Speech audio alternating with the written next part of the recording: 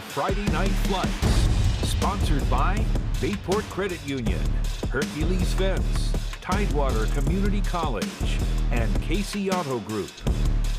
From high above, you're looking at Kings Fork High School in Suffolk, one of the top teams in the Commonwealth. The Bulldogs rolling this season, and tonight was one of the most anticipated games of the year. A huge crowd on hand for a Southeastern District battle between two heavyweights. Well, welcome into the show. All right, I'm Craig Loper. He is James Catato. You know the team. You can consider this rivalry week in the 757. Some of the best teams in the respective districts going head-to-head like this one tonight in Suffolk. Yeah, Craig, the Southeastern District loaded almost from top to bottom. And in the SCD feature tonight, Oscar Smith traveling to Kings Fork to take on the Bulldogs. Since Kings Fork opened in 2003, Smith has won 18 of the 20 meetings.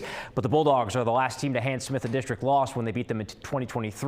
And went on to win the Southeastern District Championship. So let's go out to Suffolk. I was at this one. Travis Johnson and the Tigers looking to take down DeAndre Artis Boone and the Bulldogs. Let's go to the second quarter. Fork up 14-7. Lonnie, got to air it out. Who's going to be down there? Mr. Andrews to Mr. Johnson. Of course it's going to be Travis. Yeah. Bosses him for the catch, gets up, he's hype, and who's going to punch it in? Just a red zone beast. Ty J. Curtis gets in there. We got a tied game at 14 apiece. Good one tonight. Third quarter, Lonnie examines his options, rolls right, says, yeah, he's got to be down there somewhere. Uno, where you at? Finds Travis again. Travis, in contested traffic, makes his way to the end zone, 21-14 Smith. Next Smith drive, Chris Scott says, you got to beat us inside the 5 because Ty J is going to get in the end zone for us again. Curtis had 2 touchdowns on the day, 28-14 Smith. And then in the fourth, Craig, this one put it on ice. Lonnie to Travis, sheds a tackle. How many touchdowns is that? Travis shakes off another one, gets into the end zone. That made it 35-14. And then the alley-oop celebration. Smith outscores Fork 28-0 in the second half. Tigers win 42-14. They're going to love him in Ann Arbor next season. Game of the week in the Eastern District, Powhatan Field. Maury hosting unbeaten Churchland. Dontrell Leonard been leading the Truckers since 2017. First quarter, Maury's facing a 3rd and 25. How about a dump-off screen to the junior Tayshawn Branch? Shaking off would-be tacklers everywhere. 75 yards later, how about the house call? He said, I'll do it myself, 7-0. Next drive, Damo Everett looking to pass, going to pose it down though, and he's going to pick up a big game. That would set up the second score of the game as the Commodores led 13-0. Short while later, this is a different drive here. Everett to Marquise Perrin. Short touchdown pass on the rollout to make it a 3-score game. Maury rolling out home. Shout out to her right there. Loved her energy tonight. This one put it out of reach. Under 4 minutes to go in the first quarter. Everett drops back, and he's going to throw it to Elijah Moss, running open in the middle of the field. Their main deep threat made it 26-0. Maury opens up Eastern District play with a huge win over Churchland to go to 3-1 on the season. Another monster matchup, this one at the beach. Undefeated Green Run at 2-1 Kempsville. Third quarter, Stallions ball. Kempsville was actually up at halftime. Okay. And then Green Run flipped the tide. Charles Jackson, the 55-yard run for the touchdown. Kempsville dangerous. still up 10-7 though. Fourth quarter, Green Run's ball. So you go from C.J. Jackson to Tristan Williams. What a running back tandem back there. What a stable. He's in there down on the 1-yard line. 14-10. Actually, that was a touchdown. Yeah. Then Kempsville's pass intercepted by Corvin Watson. Runs in for a pick 6. Puts the Stallions up 21-10. Then later, we get CJ again, runs in for another touchdown. Stallions, big second half comeback. They win 28-17.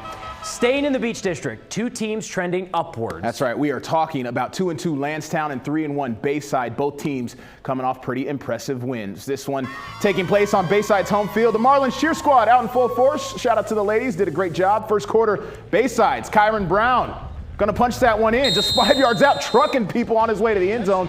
Tied it up at 7. Then on a 4th and 9 play from the 10, Bayside going to go for it. Look who gets it. What can Brown do for you? 10 yards to put the Marlins up 14-7. Lansdowne not going away though. Third quarter, Anthony Turner dumps it off to Christian Williams, and Williams getting a big first down that led to a short touchdown run to tie it up at 14. Lansdowne got another score before the end of the first half. Turner to Gabriel Williams, and he's in there. Eagles led 20-14 at the half, but in the end, it's Bayside that will come out on top, getting defensive there. Marlins go to 4-1 after a back-and-forth game at the beach. Sticking to the beach, another good one. Cox hosting Kellum, both teams 2-2 on the season. Third quarter, Cox leading 21-0. Kellum in possession, intercepted by Barrett Glazer. Cox on a 42-yard interception. They get the ball back, obviously, on offense, puts them in great position. Fourth quarter, Cox still leading 21-0. Cox has the ball. Brandon Herron hands it off to Tyree Jeffries. We know he's a tank back there. Gains 10 yards to make it a first down. And we've been saying this name all season long, it seems like. Bryson Widhelm, a 42-yard field goal. He just keeps kicking bombs. That made it 24-0. Cox wins 24-7. He's got a leg on him. Salem at home against First Colonial. Sun Devils looking for their third win of the season. Patriots hoping for their first win of the year. Go to the first quarter. Salem with the ball here. It's going to be a QB sneak by Cameron Hall. I guess he kind of takes it around the right side, runs it for the touchdown, 7-0. Later, look at this. And they're back to pass. It's smacked into the hands of, Mr. Hall. And is that a catch? And then he basically, that's a completion. He picks up a few yards. Crazy. They would score 14-0. Patriots ball now. Intercepted by Reginald Wilson. And then later, watch Salem. Special teams getting special, right? Wilson, there he goes. How about this? Green grass, one cut, 55 yards later, he's in the end zone for the 21-0 lead. Sun Devils then back on offense, hand it off to Christian Henry. And Henry in there for the score. Salem wins big tonight, 42-0. In Norfolk, resurgent Lake Taylor at home against Granby. An offensive explosion in this crosstown rivalry. First quarter, Lake Taylor on offense. Kevin Adams takes a shot at the end zone. Majerald Clark, former player of the week, hauls it in, 17 yards out, 6-0 Titans. Speaking of taking shots, Granby was relying on the lawn ball. Jameer Chin, the big gainer to Jonah Burris for the first down. Just after that, Chin takes another shot. This one to Devin Forbes is good for 6. Comets take the lead. Titans answer right back. Keon Johnson finds a hole, and he is off to the races. Finds the end zone for a 52-yard touchdown as Lake Taylor regains the lead. Granby hung tough, but it's Lake Taylor that wins. Titans over the Comets in a very high-scoring affair, 63-41. Homecoming at Norview tonight, the king and queen, Amir Hatfield and Jayla Day. Congrats to those two. Norview was up 12-0 when I got there in the third quarter. Mustangs back to pass. Intercepted by Xavier Bynum. Climbs the ladder for that. Norview on offense, they were doing a lot of this wildcat formation tonight. This is Daryl Jefferson, punches it in. Watch him. He's laying on a defender, ends up just reaching it across, made it 19-0. But Manor would fight back late in the third quarter. Watch this. Jareem Boykins, one of many quarterbacks that played for Manor tonight, airs it out to Zion Smith, and he's falling into the end zone. What a heck of a catch. 19-6, Pilots still in front. Pilots back on offense now. Watch Zyquez Williams come up with the catch, and James, we don't see this every week, his helmet ripped off. Oh, man. He just sort of backpedals out of bounds like, hey, man, you ripped my helmet off. Yes, there's a flag, 15 yards, first down. Norview's defense came up with this stop in the fourth quarter. It was a big one. Norview wins its homecoming game 19-12 over Manor. And we are truly just getting started on Friday Night Flights. When we come back, the rest of the action from the Southeastern District. Plus the Bay Rivers District game of the night that went to overtime and action from the Peninsula District. That's next on Friday Night Flights.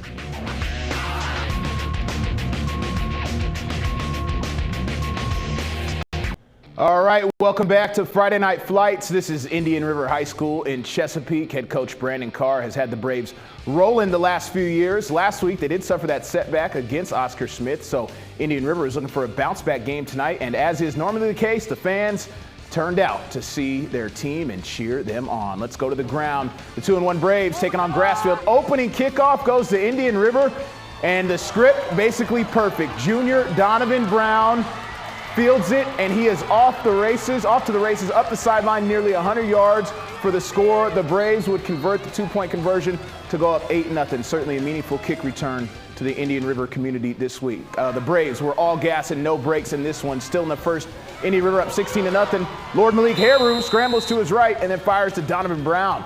And Brown in there for the score. He takes it in. 23-0 Braves. Second quarter now, Colin Sparrow back to pass for Grassfield, but the ball is going to get knocked out of his hands. What is that? A strip sack by Case Jordan, and then the big man, come on Jordan, scoops it up and runs it back. We love the big man touchdowns. Nice. Oh no, it did cross the goal line. Braves I think he did, yeah. Back up 31-0 after the two-point conversion. Indian River rolls on an emotional night, 59-16. In Suffolk, Nancy River trying to remain undefeated. The Warriors at home tonight against Deep Creek. Let's go to the second play from scrimmage on offense. Player of the week, Tyrell Grant, airs it out over the middle, finds Tavon Douglas. Douglas walking into the end zone practically. Dangerous 7-0 Warriors. Very dangerous. They do it every week. 7-0 Warriors. First Deep Creek drive on offense. Picked off after he airs it out by Jamari Parker. And Parker goes tiptoeing down the sideline, puts River in range. And who's going to do the rest? Okay. It'd be the man who's going to Syracuse University in upstate New York, Tyrell Grant. Floats it up. Oh, nice ball. To guess who? Tavon Douglas, who comes down with it. Warriors win big. Grant went off in this one, 49-21, the final. James liked that Tyrell's going to Syracuse. To Southern Chesapeake, Hickory trying to get to the 500 mark against Great Bridge. Hickory student section, we know they turn out, right? We pick it up third quarter, Hickory up 10-7. Hawks quarterback Benjamin Malden looks to his left, finds an open Chase Rogers, runs it in for an easy 6. He's excited about it, 17-7. However, next drive, Great Bridge going to respond. The run up the middle by Darius Tillman. And Mr. Tillman going to try to get there, but Evan White, former player of the week, he chases down a lot of guys. He chases down everybody. Last line of defense, but that did set up a short touchdown to get back within 3. Hawks would put the hammer down from there, though. Brady Matthews, handoff, walks it in for the end zone for 6. Hawks go up 24-14. They roll tonight 37-14 over Great Bridge. Okay, the game of the night theme continues as we now move on to the featured game in the Bay Rivers District. We're talking about undefeated Lafayette and undefeated Poquoson. Last season, Lafayette won a nail-biter over the Bull Islanders 14-6. Let's see how tonight went down. All right. Out to Poquoson Middle for this Bay Rivers clash. We start in the second quarter. It's a 0-0 game. Lafayette with the ball. First points of the night come by way of Joshua Simpson. Yeah, he's good. Breaking tackles, shedding defenders left and right. No one stopping him. And he puts the Rams up 7-0. But those Bull Islanders fans, they are relentless, and they were cheering on their team. We love them. Poquoson off an interception in the 4th. Keegan Webb to Cam Stowers. It's tied at 7 apiece. This game, although low scoring, will go to overtime. In the very first play in OT, Lafayette fumbles, and the ball was picked up by Cody Little. It sets up this. Aiden Herrick for the game-winning field goal. It's good. Man. Bull Islanders fans, celebrate. Your Poquoson football team just knocked off Lafayette on your home turf. They moved to 5-0 on the season. Final score, 10-7 Poquoson. That's a heck of a game. Unreal. All right, last night at Darlene Stadium in Hampton, Kickintan against Bethel. Bethel on offense. We know they got one of the top running backs, Amari Preer. I mean, look at this. This is nasty. He's quick. He's fast. He runs physical. That's a 71-yard touchdown run. He had 4 of them last night. Also caught an 86-yard touchdown pass. Quarterback Alex Lewis threw 3 touchdowns. He nearly had 4. Casson Campbell takes this Lewis pass, brings it down to the 3, and it led to another touchdown by Preer. Bethel wins big. This is, again, last night, 53-0 over Kickintan. And last night at Todd Stadium in Newport News, Menchville hosting Woodside. Let's go to the opening kickoff of the game. Woodside's Terrace Bowen slips his way through the blocks, cuts outside, and he is off to the races for an 86-yard touchdown to open the game. PAT was blocked, so it's 6-0 Wolverines. Now Menchville on offense. Handoff goes to Malachi Finch. Check out the moves by Finch, and then check out the speed. There he goes, 50-yard touchdown to tie things up at 6. Menchville trying for his first win of the season. Ensuing possession for Woodside. It's Terrace Bowen again. He's the quarterback as well, and this is a 38-yard strike to Isaiah Foy. Makes it 13-6 Woodside. Lightning ended up coming into the area with Woodside leading 41-21 with 7 minutes to go. That's when the game was called. Wolverines get the win. We'll be right back.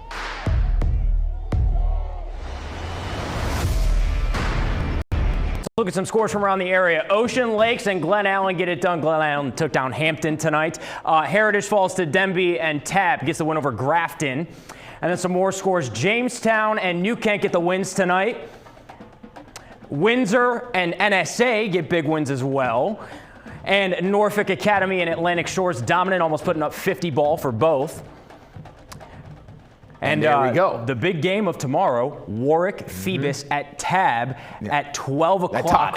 Sorry. My bad. Todd, Phoebus going for their record 52, or tying the record. Tying the record 53 would break it if they could get it against Highland Springs, maybe. We'll see. For James Catato, I'm Craig Loper. It's Friday Night Flights. We'll see you again next week. Thanks for watching.